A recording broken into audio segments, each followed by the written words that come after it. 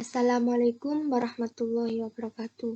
Pada kesempatan kali ini saya akan sedikit membahas tentang ekonomi teknik atau engineering ekonomi pada body of knowledge yang ketiga. Sebelum kita mempelajari ekonomi teknik atau engineering ekonomi, kita perlu mengetahui pengertian dari ekonomi teknik. Pengertian dari ekonomi teknik sendiri adalah ilmu yang mempelajari tentang analisis ekonomi untuk pekerjaan teknik dengan kriteria efisiensi ekonomi agar diperoleh suatu keputusan yang baik secara ekonomi. Tujuan untuk mempelajari ekonomi teknik sendiri adalah memberikan dasar-dasar pemikiran tentang pengambilan keputusan dalam investasi finansial dan investasi nyata yang dilakukan dengan kriteria efisiensi ekonomi. Contoh penggunaan ekonomi teknik untuk memprediksi masa mendatang seperti investasi yang dibutuhkan, meramalkan permintaan produk, estimasi harga jual, estimasi biaya produksi atau manufaktur, estimasi umur produk.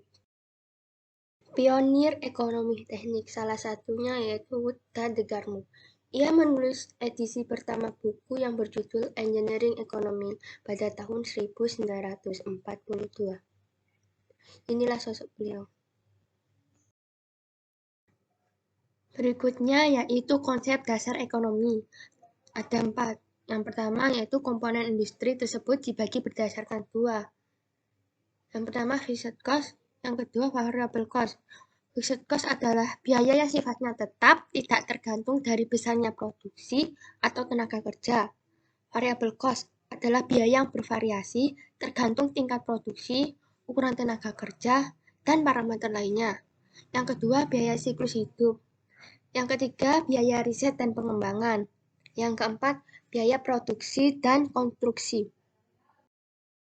Yang selanjutnya yaitu konsep nilai uang. Bunga atau interest, keuntungan atau profit, yaitu sejumlah uang yang diterima sebagai hasil dari menanam modal. Biaya atau cost, sejumlah uang yang dibayarkan sebagai kewajiban karena meminjam modal.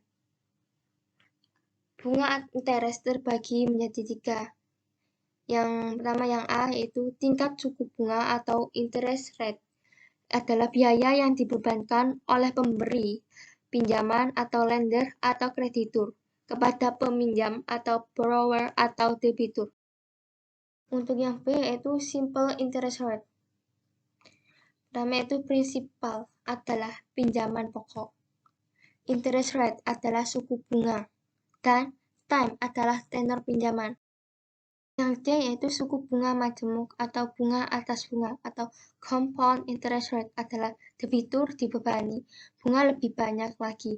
Bunga dibebankan secara bulanan atas pinjaman pokok, termasuk bunga yang harus dibayar dari bulan sebelumnya.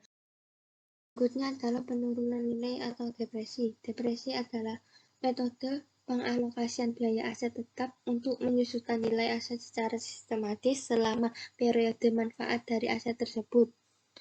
Yang B yaitu untuk metode depresiasi ada 3, yaitu metode garis lurus, metode pembebanan menurun, dan yang terakhir metode unit produksi. Oke, di sini saya mengambil daftar pustaka dari berbagai sumber dari internet. Ada 4. Boleh kalian lihat.